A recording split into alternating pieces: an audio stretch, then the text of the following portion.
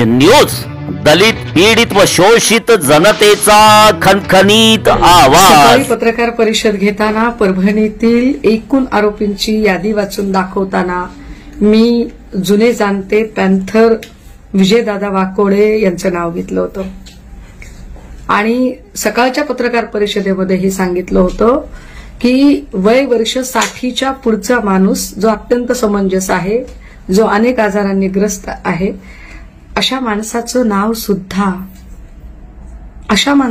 सुद्धा परभणीच्या एफआयआर मध्ये आहे। 2 मिनिटांपूर्वी विजयदादा वाकोडे यांचं निधन झालंय।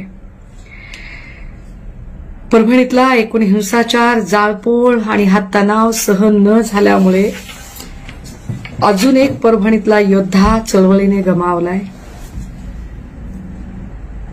राज्याचे सन्माननीय मुख्यमंत्री महोदयजी, काय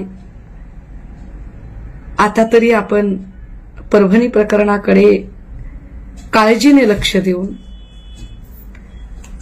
संबंधित जे पोलीस अधिकारी आहेत ज्यांनी स्वतःचा नाकर्तेपणा झाकण्यासाठी ह्या सगळ्या गोष्टी केल्या,